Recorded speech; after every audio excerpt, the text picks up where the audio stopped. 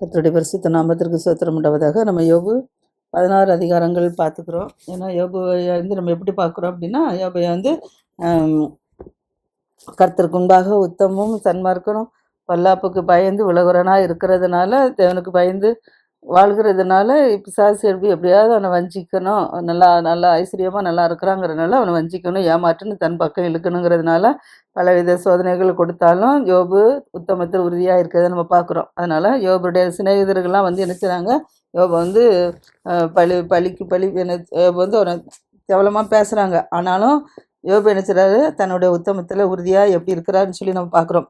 அதில் வந்து இப்போ 17வது அதிகாரத்தில் என்ன அப்படின்னா, யோபு என்ன பேசுகிறாருன்னா, தேமானாக எல்பாஸ் வந்து 15வது அதிகாரத்தில் பேசுகிறாரு. அதுக்கு 16வது அதிகாரத்தில் யோபு வந்து அவருக்கு மறு உத்தரவு கொடுக்குறாரு. அடுத்தல 17வது அதிகாரத்தில் என்ன பேசுகிறாருன்னா, என் சுவாசம் வந்து ஒளிஞ்சு போகுது, என் நாட்கள் என்னச்சது முடிஞ்சு போயுது, பிரேதக்குழி எனக்கு ஆயத்தமாக இருக்கிறதுங்கிறாரு. ஏன்னா அவங்க வந்து ஒன்றா பேசுகிறத வச்சுக்கிட்டு அவர் வேதனையில் என்ன சொல்கிறாருன்னா, என் சுவாசம் ஒழிது, என் நாட்கள் முடியுது, பிரேத குழிகள் எனக்கு ஆயத்தமாக இருக்குங்கிற. ஏன்னா தன்னுடைய பிள்ளைகள் ஆஸ்தி எல்லாம் இழந்தாச்சு, தன்னுடைய சரீரத்திலும் உச்சந்தலேருந்து உள்ளங்கால் வரைக்கும் பொண்ணு ஒரு என்ன சரண் இந்த ஃபுல்லாக ஓட்ட வச்சு தன்னுடைய சரீரத்தை சுரண்டி கொண்டிருக்கிறத நம்ம பார்க்குறோம். அதனால் அவருடைய சிநேகிதர்களை என்ன செய்கிறாங்க, அவங்க பழித்து பேசுகிறாங்க. அதனால் யோபு என்ன சொல்கிறாங்கன்னா, என் சுவாசம் ஒழிஞ்சிட்டு, என் நாட்கள் முடிஞ்சு, என் பிரேதக்குழி எனக்கு ஆயத்தமாக இருக்குது அப்படின்னு சொல்கிறாரு. பரியாசம் மன்னர்கள் என்னிடத்துல இல்லையா, அவர்கள் செய்யும் அநியாயங்களை என் கண் பார்த்து கொண்டு இருக்கு. பரியாசம் பண்ணுறவர்கள் செய்த அநியாயத்தை என் கண் என்ன செய்து பார்த்து கொண்டு இருக்குங்கிறாரு. ஏன்னா இவர் உண்மை உத்தமாக நடக்கிறாரு, பரியாசம் பண்ணலை, அக்குறம் பண்ணலை, பாவமும் செய்யலை. ஆனால் நேர்மையும் உண்மையாக உத்தமாக நடந்த மனிதருக்கு எப்படியாவது பிசாசு செஞ்சிருன்னா அவர் இயேசுவை விட்டு பிரித்து தன் பக்கம் கொண்டு போகணுங்கிறனால பலவித போராட்டங்களை கர்த்தரிடத்தில் அனுமதியோடு வாங்கி வச்சுருக்கிறான். ஆனாலும் கர்த்தர் என்ன செய்கிறாரு, எவ்வளவு போராட்டம் வந்தாலும் என் பிள்ளை என்னை விட்டு விலகாது அப்படிங்கிறனால கர்த்தர் என்ன செய்கிறாரு, உறுதியாக அவனை தொட்டுக்கோ, ஆனால் நம்ம ஜீவனை மட்டும் பிராணனை மட்டும் விட்டுரு, மற்றபடி நீ தொட்டுக்கோன்னு உடனே அவன் என்ன செய்கிறாரு, பிடிச்ச உள்ளங்காலேருந்து உச்சந்தலேருந்து உள்ளங்கால் வரைக்கும் பற்களால் பாதிக்கப்பட்டு ஆக்கி வச்சுட்டான். ஆனாலும் யோபு உத்தமத்தில் உறுதியாக இருக்கிறாரு. அதனால தான் அவர் என்ன சொல்கிறாரு, எனக்கு முன்னால் பரியாசம் பண்ணுறாங்க என்னைய பார்த்து, எனக்கு முன்பாக அநியாயம் சொல்கிறவங்க கண்கள் அநியாயம் செய்கிறவங்களெல்லாம் என் கண் தான் அனுப்பிச்சது பார்த்து கொடுக்கு. தேவரே என் காரியத்தை மேல் போட்டு கொண்டு எனக்காக நீர் பிணைப்படுவராக. வேறு யார் எனக்கு கை கொடுப்பா, எனக்கு கை கொடுக்க யாருமே கிடையாது, நீர் ஒருவர் தான் எனக்கு கை கொடுக்கணும் அப்படிங்கிறனால நீர் அவர்கள் இருதயத்துக்கு ஞானத்தை மறைத்திரு. ஏன்னா அவங்க பரியாசம் பண்ணுறாங்களோ அவங்க இருதயத்துக்கு ரொம்ப ஞானத்தை மறைத்தீர். ஆகியால் அவர்களை என்ன செய்து நீ உயர்த்தாதிருப்பீர். எவன் தன் சிநேகிதருக்கு கேடாக துரோகம் பேசுகிறானோ அவன் பிள்ளைகள் கண்களும் பூத்து போங்கிறார். ஏன்னா இவங்களாம் சிநேகிதர்கள், இவங்க இருந்தால் கேடாக பேசுகிறாங்க. அதான் சொல்கிறேன், எவன் தன் சிநேகிதருக்கு கேடாக துரோகம் பேசுகிறானோ அவன் பிள்ளைகள் கண்களை என்ன செய்யும், பூத்து போகும். ஜனங்களுக்குள்ளே அவர்கள் என்ன செய்கிறாங்க, ஒரு பழமொழியாக கத்திரவுல வைப்பார். அவர்கள் முகத்துக்கு முன்பாக நான் என்ன செய்கிறேன், இப்போ நான் அருவறுக்கப்பட்டிருக்கேன் அப்படிங்கிறாரு. அதனால் இது நிமித்தம் என் கண்கள் என்ன செய்யுது, சஞ்சலத்தினால் ஈரலடைஞ்சு. ஏன்னா சிநேகிதர்கள் எனக்கு விரோதமாக கேடு துரோகம் பேசுகிறதுனால என் கண்கள் என்ன செய்யுது, எனக்கு சஞ்சலத்தால் என்ன செய்து இருள் அடைஞ்சு போயிருக்கு. நான் ஒரு பழமொழியை போல நினச்சிதான் இருக்கிறேன். என் அவயங்களெல்லாம் ஒரு நிழலை போல இருக்கிறது. நிழல் எப்படி ஒரு இடத்துல இருந்துட்டு அடுத்த இடத்துக்கு மறந்து போயிருமோ அதே போல் என் சரீரம் என்ன செய்யுது, என் அவயங்களாக இருக்குது அப்படிங்கிறாரு. அதனால் சன்மார்க்கர் இதற்காக பிரமிப்பார்கள். ஆனால் குற்றம் இல்லாதவன் மாயக்காரருக்கு விரோதமாக நிச்சயமாக எழும்புவான். குற்றம் இல்லாதவன் மாயக்காரருக்கு விரோதமாக எழும்புவான். நீதிமான் தன் வழியை உறுதியாக நிச்சயமாக பிடிப்பான். நீதிமான் தன் வழியை உறுதியாய் பிடிப்பான். சுத்தமான கைகள் உள்ளவன் மென்மேல் என்ன செய்வான், பலத்துப்பான. நீதிமான் வந்து நேர்மையான வழியில் நடப்பான். அதனால அவன் சொல்கிறான், சுத்தமான கைகள் உள்ளவன் மென்மேலும் பலத்து போவான். இப்போது நீங்கள் எல்லாரும் போய் வாருங்க, உங்களில் ஞானம் உள்ள ஒருவனை நான் காணுங்கிறார். தன்னுடைய சிநேகிதர்கள் 3 பேரையும் பார்த்து என்ன செய்தாரு, நீங்கள் எல்லாரும் போயிட்டு வாங்க, உங்கள்கிட்ட நான் ஞானம் உள்ள ஒரு விதத்தில் நினைச்சல, நான் காணலை. நீதிமான் தான் தன் வழியை பிடிப்பான். சுத்தமுள்ளவன் கண்கையிலான பள்ளத்து போவான். அதனால் நீங்கள் என்னை விட்டு என்ன செய்யுங்க, விலகிருங்க, உங்கள்கிட்ட ஞானமுள்ளவன் யாரும் இல்லை அப்படின்னு சொல்லி என்ன செய்கிறாரு, கோபத்தில் யோபு என்ன செய்கிறாரு, அவங்களோட சிநேகிதர்களை பார்த்து சொல்கிறாரு. அதனால் என் நாட்கள் என்ன போயிட்டு, என் இருதயத்தில் எனக்கு உண்டாயிருந்த சிந்தனைகள்லாம் என்ன செய்யுது, எனக்கு அற்று போயிட்டு, அவைகள் இரவே என்ன செய்யுது பகலாயிற்று, இருளை வெளிச்சம் தொடர்ந்து வர என்று நான் என்ன செய்தது. அப்படி நான் காத்து கொண்டிருந்தாலும் பாதாளம் எனக்கு இருந்து வீடாக இருக்குது.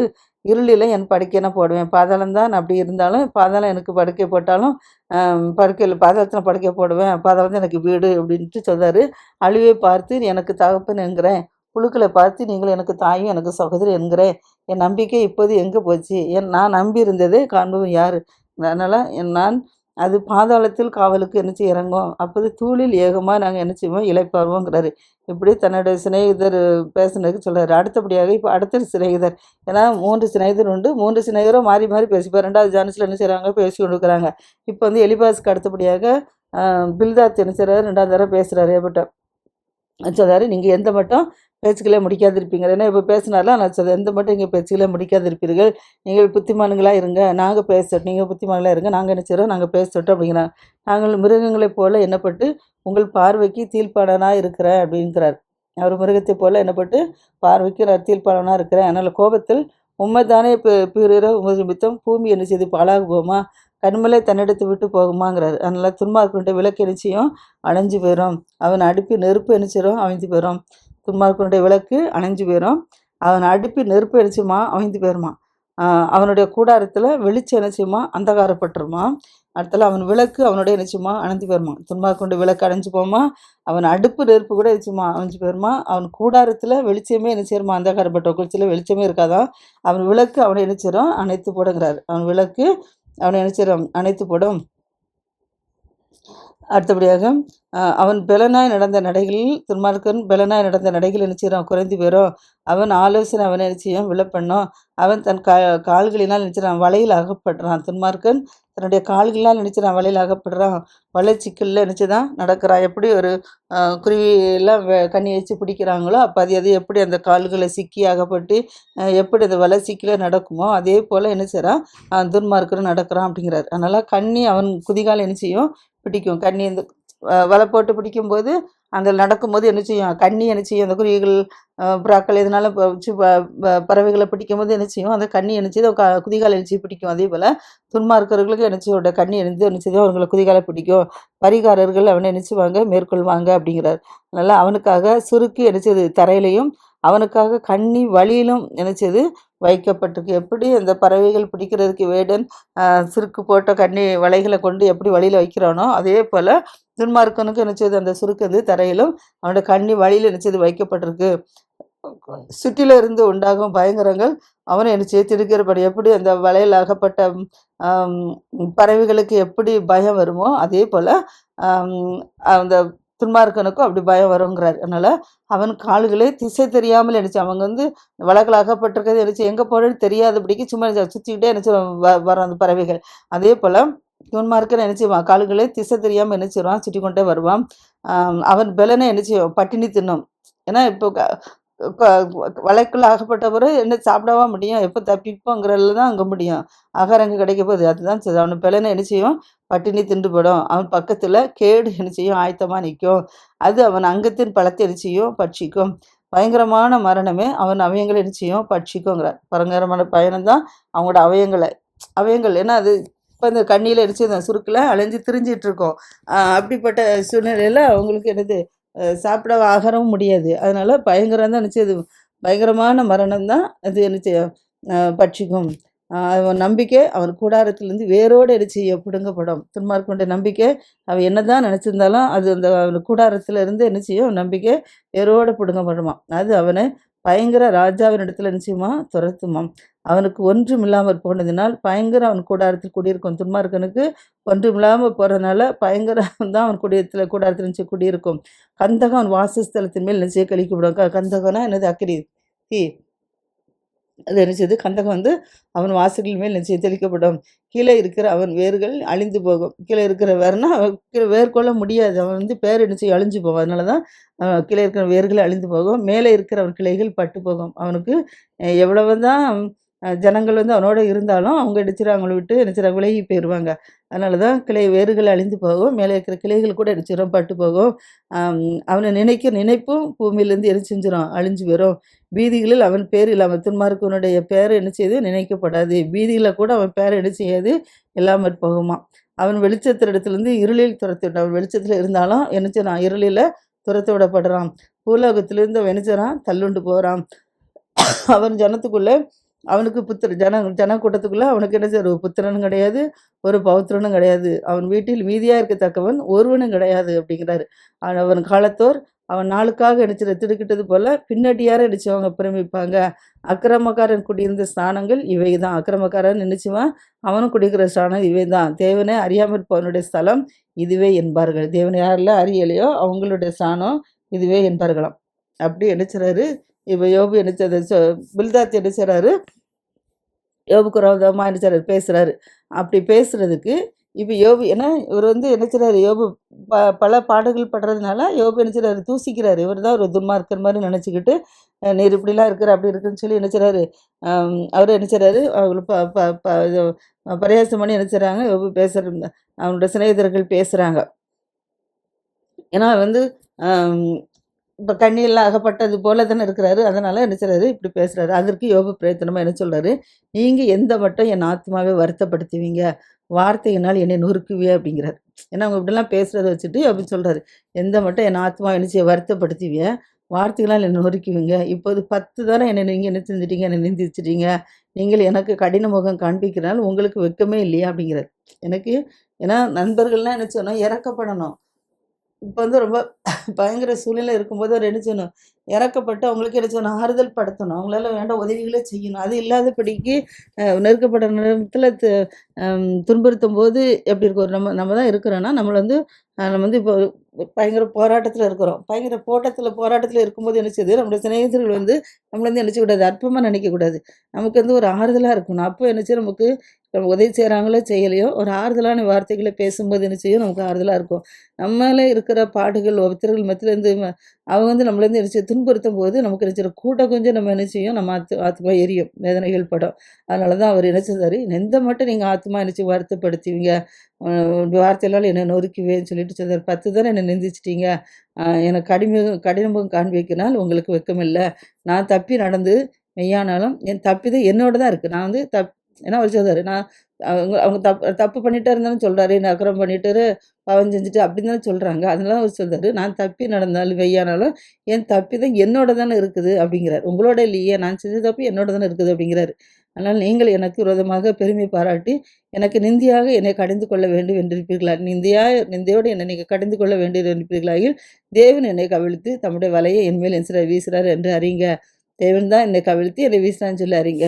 இதோ கொடுமை என்று கூப்பிடுகிறேன், கேட்பார் ஒருவரும் இல்லை. கூக்குலிடுறேன், நியாய விசாரணை இல்லை. நான் வந்து கொடுமை நிச்சயில் கூப்பிடுறேன், எனக்கு வந்து யாருமே கேட்குறதுக்கு ஆள் கிடையாது. நான் கூக்குலிடுறேன், எனக்கு நியாய விசாரணை இல்லை. நான் கடந்து போகக்கூடாதபடிக்கு அவர் என் பாதையை வேலியெடுத்து என் வழியில் இருளாக்கி விட்டார். என்னிலிருந்து என் மகிமையை அவர் உறிந்து கொண்டு என் சிரசின் கிரீடத்தை என்ன செஞ்சிட்டாரு, எடுத்து போட்டார். அவர் என்னை 4 புறத்திலும் நாசமாக்கினார். நான் நற்று போகிறேன். என் நம்பிக்கையே ஒரு செடியை போல் என்ன செஞ்சார், பிடுங்கி போட்டார். அவர் தமது கோபத்தை என்மேல் என்ன செஞ்சிட்டார், எரிய பண்ணார். என்னை தம்முடைய சத்துருக்களில் ஒருவனாக என்ன செய்றாரு, எண்ணிக்கொள்கிறார். என்ன வச்சா கத்தல் என்னை மறந்துட்டாரு. அவர் வந்து அவர் சொல்கிறாங்களா, அவருக்கு தான் அவர் வந்து கத்தர் மேலே உள்ள நம்பிக்கை விடலை. ஆனால் அவங்க சொல்கிறதுக்கு அவர் சொல்கிறார், என் நம்பிக்கையை ஒரு செடியை போல் நீங்கள் என்ன செஞ்சீங்க, பிடிக்கி போட்டீங்க. அவர் தமது கோபத்தை என்மேல் என்ன செஞ்சிட்டார், எரிய பண்ணார். என்னை தம்முடைய சத்துருக்களில் ஒருவனாக அவர் எடுத்த எண்ணிக்கொள்கிறார். இவங்க சொல்கிறதுக்கு மாறத்தில் சொல்கிறார். அவருடைய தண்டு படைகள் ஏகமாய் வந்து எனக்கு விரோதமாய் தங்கள் வழியை உயர்த்தி என் கூடாரத்தை சுற்றி என்ன செய்கிறாங்க, பாளையம் இறங்கியிருக்கிறாங்க. என் சகோதரர் என்னை விட்டு என்ன செஞ்சிட்டாரு, தூரப்படுத்திட்டாரு. எனக்கு அறிமுகமானவர்களே எனக்கு அந்நியராய் போயிட்டாங்க. சகோதரர்லாம் என்னை விட்டு நினச்சிட்டாங்க, தூரப்படுத்திட்டாரு. அவங்க என்னை விட்டு விலகி போயிட்டாங்க. எனக்கு அறிமுகமானவர்கள் கூட எனக்கு என்ன செஞ்சிட்டாங்க, எல்லாரும் எனக்கு அந்நியர்களாக ஆயிட்டாங்க. என் பந்து ஜனங்கள்லாம் என்னை விட்டு என்ன செஞ்சிட்டாங்க, விலகி போயிட்டாங்க. என் சிநேகிதர்கள்லாம் என்ன செஞ்சிட்டாங்க, என்னை மறந்து விட்டாங்க. என் வீட்டு ஜனங்களும் என் வேலைக்காரிகளும் என்னை அந்நியனாக என்ன செய்கிறாங்க, வீட்டு ஜனங்களும் வேலைக்காரிகளும் கூட என்னை அந்நியனாக என்றாங்க. அவர்கள் பார்வைக்கு நான் என்ன செஞ்சேன், ஒரு பரதேசியை போல் நான் இருக்கிறேன். என் வேலைக்காரரை நான் கூப்பிட்டா கூட அவன் என்ன செய்கிறான், எனக்கு உத்தரவு கொடுக்க மாட்டேங்கிறான். அவன் எனக்கு உத்தரவு கொடுக்காததுனால என் வாயினால் நான் என்ன செய்கிறேன், வேலைக்காரன்ட்ட நான் கெஞ்ச வேண்டியதாயிற்று. என் சுவாசம் என் மனைவிக்கு என்ன செய்து வேறுபட்டிருக்கு. என் சுவாசமே அவளுக்கு என்ன செய்ய, நம்ம விட்டுறதா பிடிக்காத, நீ ஜீவனை விடுங்கிறாள், கர்த்தர் தூசித்து ஜீவனை விடுன்னு சொல்கிறா. அதனால சொல்கிறாரு, என் சுவாசம் கூட என் மனைவிக்கு என்ன செய்து வேறுபட்டிருக்கு.